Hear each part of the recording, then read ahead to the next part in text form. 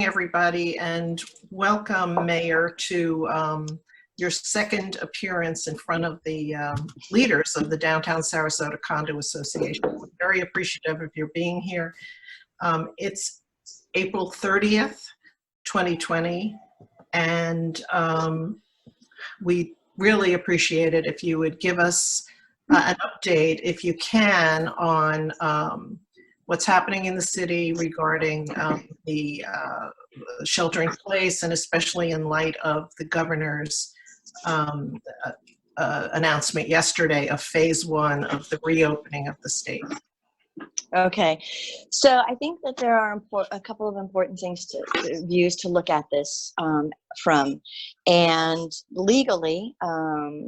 So my first call was to Tom Barwin, of course, and then both of us are looking to Mr. Fournier for guidance.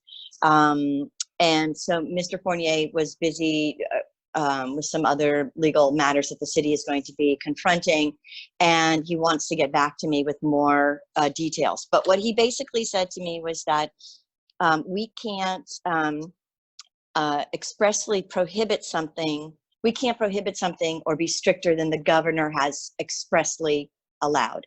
So, for example, the governor called out the 25% occupancy of residents, for restaurants, and we can't say, no, we're not going to allow that.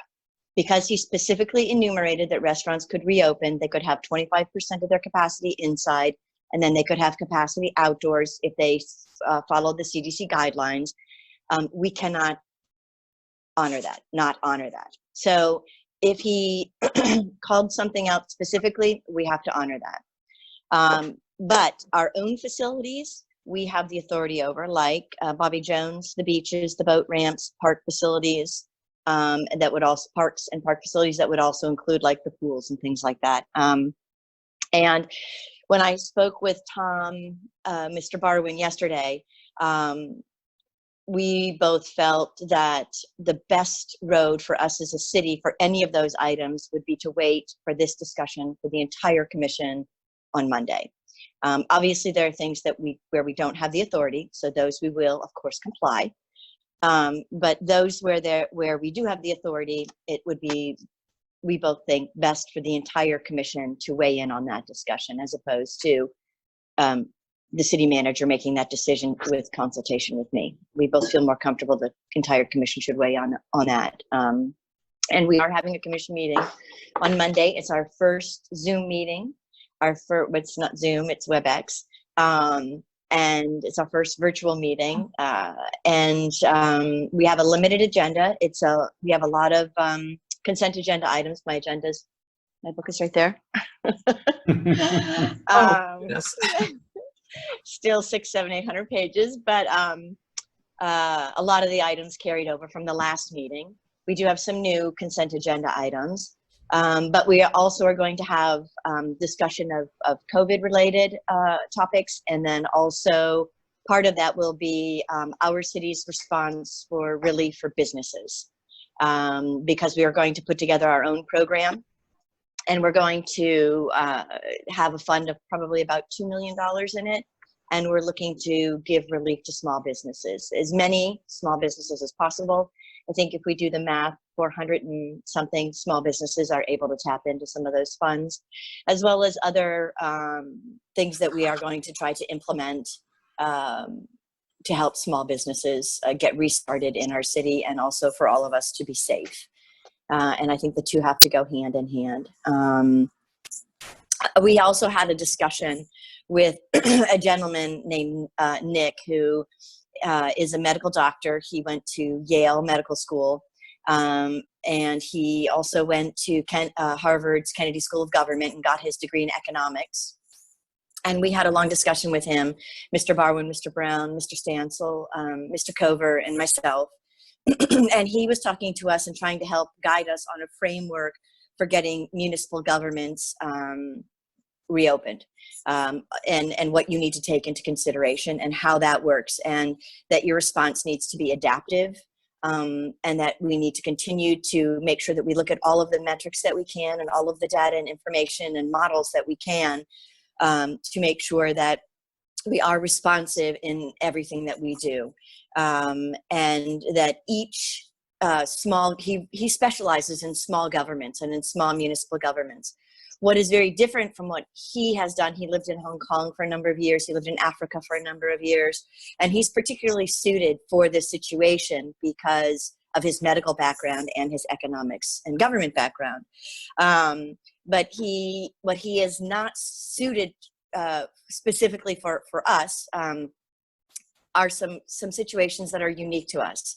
In Florida, for example, is that there are two things that are unique. One is that we have a high tourist population that comes and goes. And that's going to be something we're going to have to figure out how we are going to deal with that. The second is that we also have hurricane season just around the corner. And that's another concern for us. As you all know, that there's discussion of when you do comparative models and you look at the Spanish flu, which is the other pandemic that we can look at, that it started in March, and then the resurgence, the second wave was in September, and there was apparently a third and maybe even under debate a fourth wave. But the second wave was in September. Now, you can't compare exactly Sarasota to the Spanish flu. But we do have that information that we can work with. Oh, Chuck Henry's calling me back. I called him as well to get guidance on testing for you guys, but I'll have to call him back later. Anyway, so that is one situation that we do need to take into consideration. It would be not a wonderful situation if we had a resurgence and a hurricane at the same time. I don't know how you would shelter in place and evacuate. I don't know how we would deal with this COVID when we don't have electricity or air conditioning or internet. And those are concerns, and potentially water. I mean, it's not even 3 years ago that we had Hurricane Irma. And that was in September. So, and that wasn't a hit. Thank goodness that wasn't a hit. So, not that I'm wishing or hoping or, any of that. It's just a reality. It's part of our reality. And it would be negligent if we didn't at least have the discussion and say that that's a piece of our puzzle that is specific to us here, in Florida, as is the tourist element. So those are two keys that we need to look at when we're looking at our specific adaptive model. There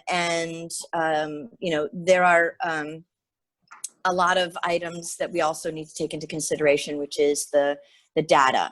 That's a concern to me specifically, is that I think we just reached 1% of testing of our county today. I think that was reached today. So that's the information we have to go on, is the 1% of our county. And we need to continue to look at that. David has been very helpful in breaking this out by zip code, very specifically 34236 and 34237, and extracting that information and then applying it to us citywide is also valuable for us. I think the highest zip code at this point now is 34237, David, if you in the city, has surpassed 34236. David Lowe, who's on David the call. Lowe, Yes. who's right there. Yes. Yeah, Mayor, there are three zips that are basically the same. So it's 34236, 237, and 234. North Sarasota is up to 20. So the others are roughly 25 in the North Sarasota now. That zip. Okay. I got this morning, 34234 has 24, 34236 has 15, and 34237 has 39. That could have been, because at a certain point in time they drop off right after 14 days, because the cases go away. I don't know exactly. For a second, what are those numbers? What do they represent? Positive cases. Positive cases. The numbers are right off the county health. In what period of time? This is totally in total? No, go ahead, David. Total positive tests. Since the beginning of the... they started tracking that on their heat map April 3rd. Okay, thank you. And I think we're looking at two different sources, so that's okay. Yeah. Mine I think is over a 14-day period, right? So anyway, So but what David is doing is helping to break that out and have us. So the big picture is that, the advice is that, the governor has issued something for the state, and then other things. He says that we need to be responsible for ourselves. If we're going to be responsible for these items and these decisions ourselves, we need to be looking at this data, and we need to break it down by zip code per our city. So you start with the state, the county, and the city. The virus doesn't know these borders in these regions, but still we have to make these decisions based on the information that we have. Are you saying, to us. Are you saying then that you hoping to use that data to model how to go forward in each particular Absolutely. area? So Absolutely. break the city down by mini areas such as zip codes and possibly different standards in different zip codes? I don't think we'll do it zip code wise. I think we'll do it citywide. But we will use these zip codes to get our numbers for the city and be as adaptive as we can for the city. He made it clear that as long as you keep monitoring, that if you open something up and we have the ability to close it again, that's what we could do if we keep monitoring. If we see a spike somewhere, we can try to figure out why we have that spike, and what we can do to adapt to that. Ideally, he was saying the influx of people from out of your region, if you could channel those away from your population, that would be the best. But we can't really do that because we're going to have people coming from the north, from all over the United States to vacation here and to be here in our city and go grocery shopping and go to the restaurants. He was saying, ideally, if you could separate those two groups, that would be the best, because they're going to mix. Otherwise, they'll mix in with your population who is trying to shelter in place and stay safe. I don't think we can really do that. I don't know how we could do that. He was talking about, for example, if people came through one route on a highway, that you could stop them, you could test them, or the airport, you can test them. You can say you must pay for a test or you have to self-quarantine. We're still asking people to self-quarantine at this moment, but there are measures you could take to try to keep your population as safe as possible. So we're still looking at all of this, these different models and ways to open. Okay, Mayor, if you're going to be attempting to micromanage, of course, the Downtown Sarasota Condo Association is most concerned about these high-rise buildings, or you could even say multifamily residential in the downtown, which happens to be 34236, one of the highest affected areas. I'm wondering if you are planning to have any kind of special requirements for people in high-rise buildings, such as notifications from possibly anonymous notifications of the building management for positive cases by the health department, or guidelines for common areas or for service providers, et cetera, in these high-rise buildings. Right, and I completely understand the concern. When I talked to Mr. Barwin this morning about that, along the way we've expressed concerns. You all are not the only ones. I've had specific outreach from other residents in other condos who have expressed concerns about the common areas of the condominiums. And there are concerns with HIPAA. And so we are looking to the county to take action and give guidelines on all of this. And that's part of my ask of Chuck Henry. And who is Chuck Henry, if you just tell us who that is? Yeah, Chuck Henry is the head of the health department from the state. So we coordinate through the county, and then the county has somebody from the state, and Chuck Henry is our state representative. He works for the state, but he manages the health department at the county level. And so the city coordinates with the county and the county with the state. So and he's located in Sarasota, right? He is. And if your office could get back to us with what he says, because I understand you didn't have a chance to talk to him since the governor spoke, and we'd appreciate to get that information. Does anybody as well as testing too? I'm going to try to get more information. The governor had mentioned in his conference last night a testing site out in Sarasota County. It's our understanding that that will serve Manatee and Sarasota County. There will be, excuse the phone, sorry. That's my house line. There will be robust testing there. The numbers, I still don't know, we're unsure of. The timeline, we're unsure of. But it is our understanding that the requirements will be lessened. So you don't necessarily have to have symptoms. I see. And priority will be given to healthcare workers. Okay. Patrick, you had a question? Yes, the question was more along the lines of what is the procedures from the county health department? Do they have a procedure that if a patient tests positive, that they would notify if they're from a multi-living facility? Would that facility be notified, whether that's an apartment, whether that's a condo, or is the health department not notifying the management of the building where they reside?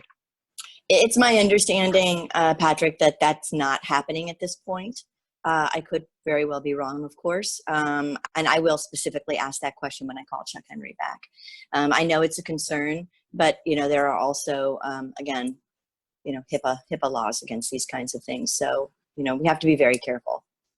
Well, it was raised because a resident had said they had heard from someone who said that when they were tested positive and told to go home and quarantine for 14 days, the health person said that your condo management would be notified. Now, whether that was all voluntary and they would provide that information versus is that required? So that's kind of the question. What is the procedures, and is that procedure being carried out or not? Is it voluntary or is it required? Thank you. We have a question from Peter Fanning. It's not so much a question. Yeah, it is a question. Maybe, and I don't know, maybe it's already happened verbally in some manner, but I don't think it's happened in any writing at all.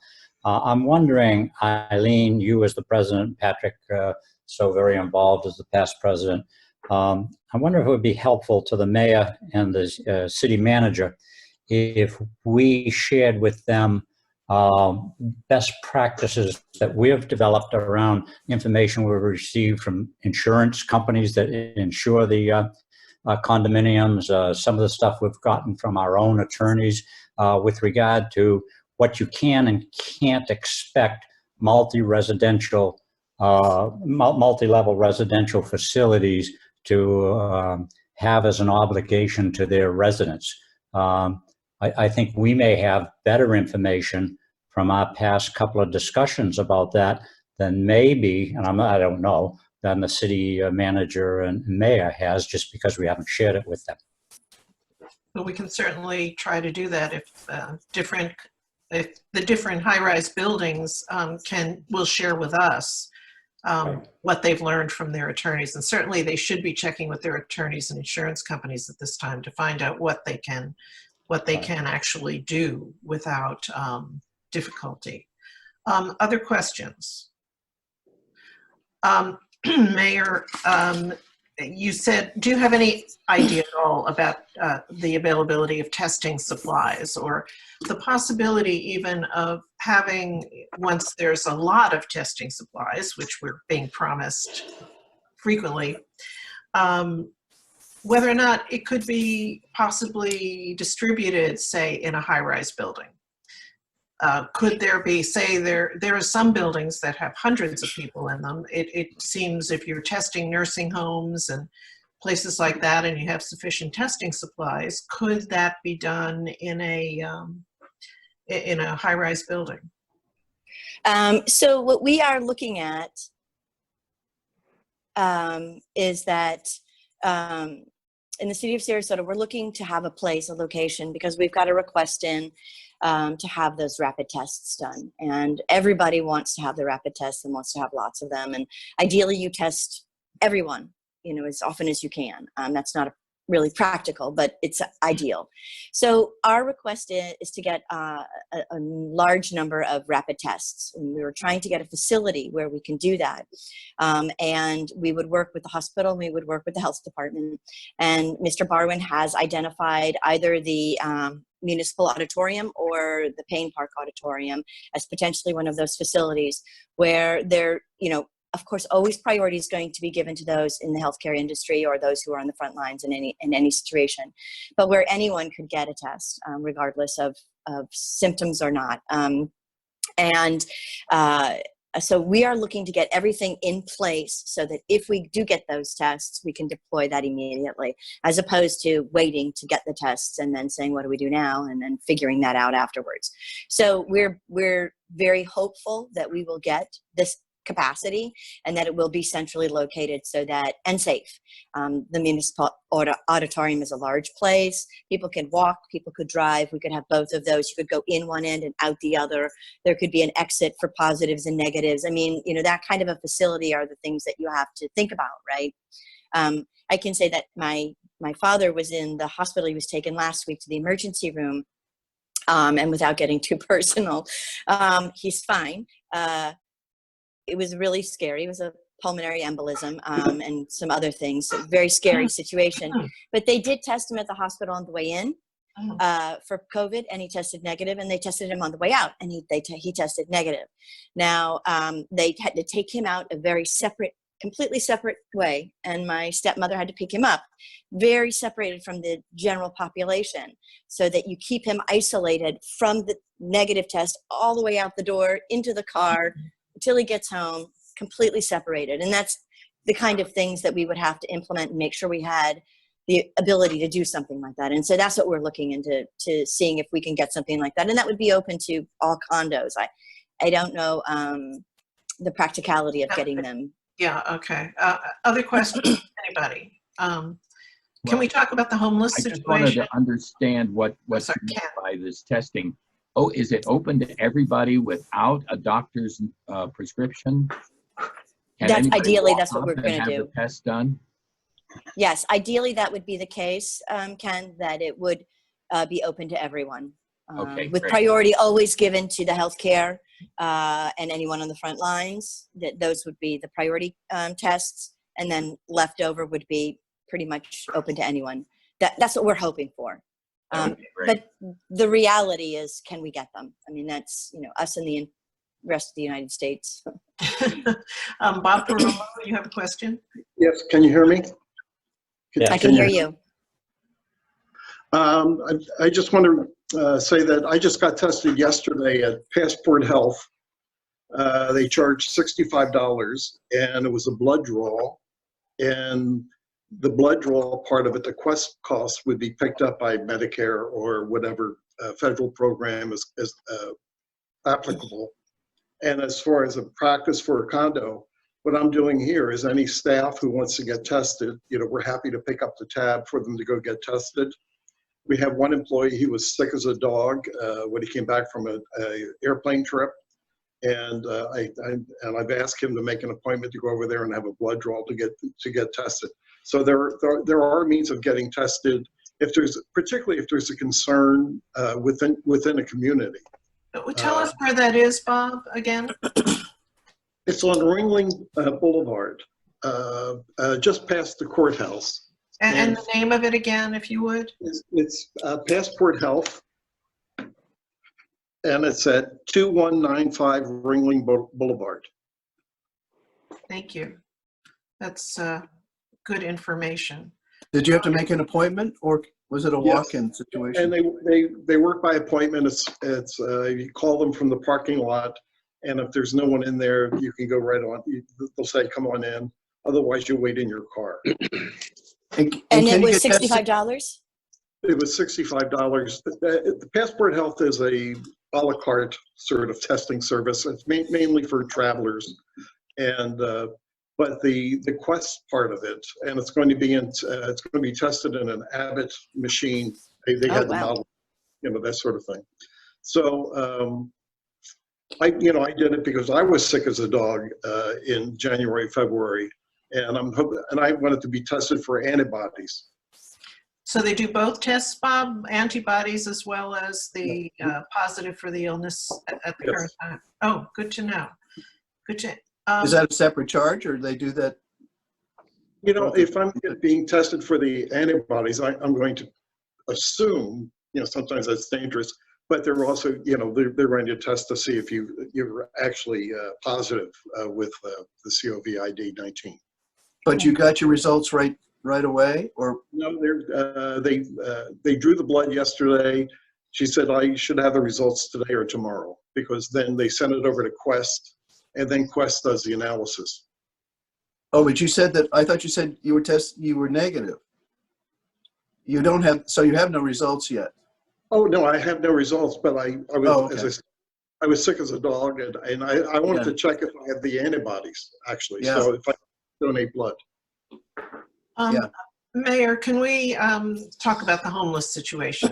Sure. And we're still struggling with that.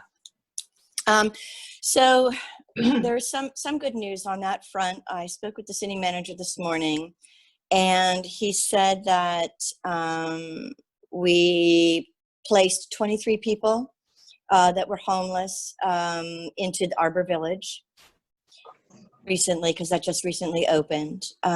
We also had an increased number of homeless when Manatee had their curfew in place, but when they lifted it, a number of those homeless people from Manatee went back to Manatee.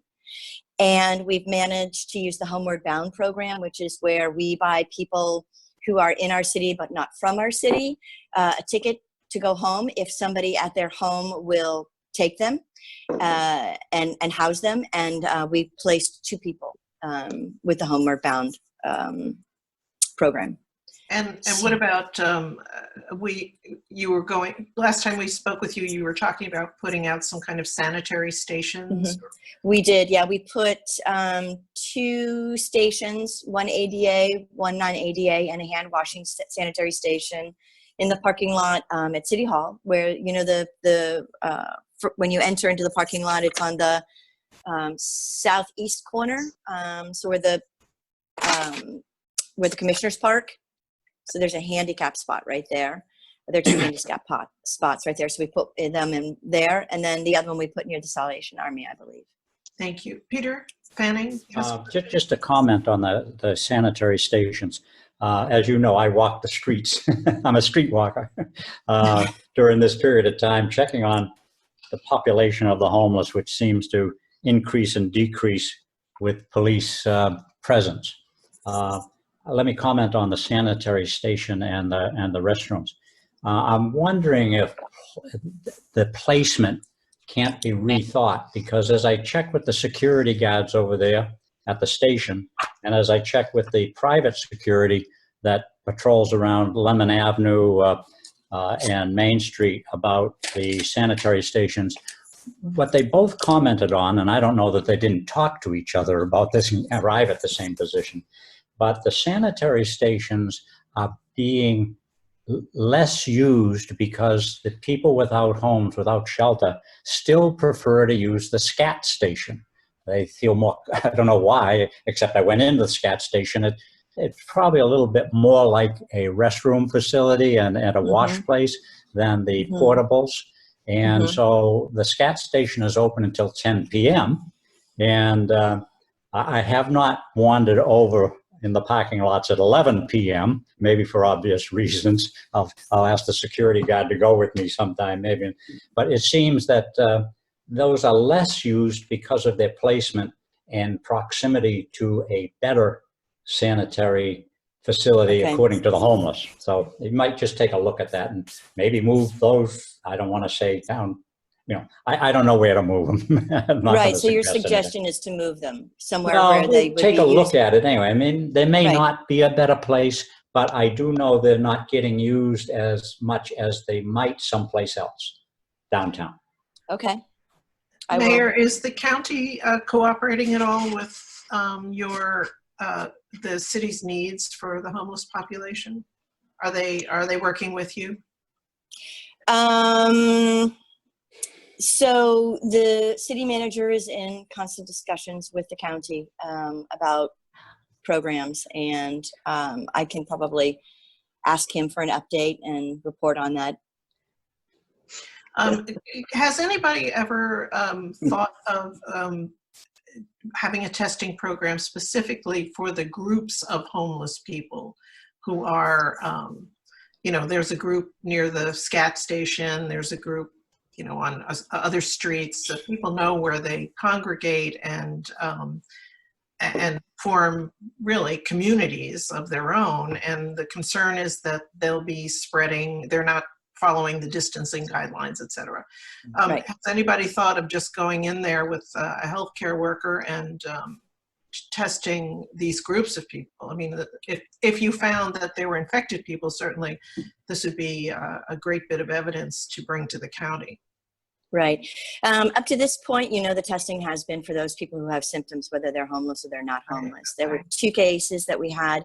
One gentleman was from Manatee County, was treated at Sarasota Memorial Hospital, and then was isolated again in Manatee County, tried to, you know, get a hotel room in that situation. And then another homeless gentleman, I believe, was in Venice. So the same sort of a situation in Venice. So up to this point, you know, we have not had testing for specific groups of people or anything like that. It's just been those with symptoms. So maybe that is something to consider.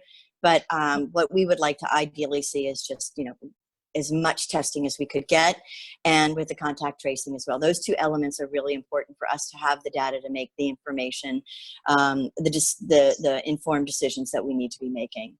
Eileen? You know. Yes. Eileen Bob. Bob Easterly. Hey, yesterday I was watching the governor speak, and one of the things they've done, and this goes back to an earlier question you had, they've developed a mobile unit that can go to hotspots. And they're using them specifically for nursing homes. But I was just wondering, you know, since the blood units that go out and you know, are remote from the site, why they couldn't be retrofitted working with the county or city with the testing devices inside. Because the governor has got a model for one of these testing device mobile units that has the testing in the laboratory right in it. 45 minutes, you have the results, both on positive and also on antibodies. So, you know, that's something you were asking about, whether the condominiums could be tested. Drive up in front and test everybody. That's a thought, because these mobile units take the lab right to the hotspot, so to speak. That sounds like a great idea. Bob, Yeah. you also had some questions about the city's economics. Did you want to pose those to Well, yeah, you know, I saw the other day some financial institutions. There was a meeting the other day, and they're guessing that I think I gave you the number of 16 to 25% of municipal revenues will be dropped off the chart on an average nationally. And because of that, that's going to be a big impact in terms of all the municipalities to continue to provide services at the level they'd like to. So my question was, and it was earlier to the mayor, are we taking advantage of any money that's out there on a county, state, or government level? There's got to be some people in the city hall that writes grants. What are we doing in terms of programs to actually get as much money as we can that's floating around out there? Yeah, absolutely. We do. We do have grant writers, and we also have consultants that write specific grants for things as well. We have a lobbyist at the federal and the state level so that we can get as much of the latest information. In fact, last night we got our lobbyist's report about what the governor was going to say and sort of wrapped up everything. So yes, no, to answer your question, yes, we are on it and trying to get, you know, as much state money as we can and county money as we can. We hope to be reimbursed for a lot of our extra efforts with the, you know, the police and so on and so forth, and some of the masks and things items we've had to purchase, up to 75%. We can get reimbursed for some of these items and these expenses. So yes, we are definitely already on that and have been on that since the beginning. And also internally, we've asked all the departments to cut their budgets by 10%. We have a hiring freeze. And so we have been very actively looking at our own budget. And we will have an update, I believe, if not this meeting, then the next meeting as well. The budgets, you know, summertime is budget time for us. So this is definitely, you know, on our radar for sure. And I also have a weekly meeting now with the Kelly Strickland, so our finance director. So we try to talk about all of these issues. Thank you. Any other questions for the mayor? I know she's got a busy day ahead of her, and we don't want to keep her any longer. And Mayor, if you could get back to us, or ask someone to get back to us, because I know you really are busy, about those couple of issues. Oh, wait, Patrick? Yeah, just one last question here, and I appreciated the mayor talking about the testing, the tracing. Is there sets of numbers, specific tracing or tracking numbers that the city is using to determine when you've achieved certain milestones, like the 14 days declining? Is it hospitalization rates, or what are the, and where are those numbers coming from, and where is something we can put out to people says, hey, this is why the city's doing this, they're relying on this set of numbers, and here's where you can see those, and when we see those get better, then we have a chance to do that. Is there anything like that that's available? Or? Well, so the gating criteria, which is on the White House's website, there are 3 different criteria. It's symptoms, it's cases, and it's hospitals. And, you know, it's pretty clear what those criteria are. I don't think we've met them at the city. I've said that before, and I'm saying it now. I don't think we've met the criteria. One of the criteria is robust testing, and we haven't met that. Another criteria is, you know, a downward trajectory of per day cases, and we don't. Our cases go, you know, what were they for the last? You know, the last 14 days. So if you go back 14 days, we had 6 cases, 14 cases, 9 cases, 3 cases, 5, 11, 3, 4, 9, 2, 7, 3, 7, 7. So that's this. That's not this. And so I don't think we've met the criteria. And I've also gotten several letters. I got one yesterday from Dr. Hill, from Dr. Lisa Merritt. I received an opinion today from a pulmonologist in Chicago, and also a local ENT. And they're also not recommending loosening of our shelter in place. But, you know, I'm not going to go against what the governor said, of course. We're not going to do that. So we will try to be as smart as we can with this. Again, I think keys to understanding what's happening in your local area so that we can be reactive. It's the data, it's the numbers, it's the testing and the tracing. So those are 2 really important pieces of the puzzle that, you know, we at this point are testing, I think I said at the beginning, 1% of our county. And we're relying on that information. It's not enough yet, but it's all we have. So I wish I could answer your question better, Patrick. But that's, you know, that's the information we have. And David is helping us to break that down per zip code to see what that looks like. And for David's charts, our numbers aren't going down either. So, you know, I think that we all need to be as smart as we can. Just because you can go to a restaurant and they can take 25% of their capacity, you need to make that decision to go or not to go.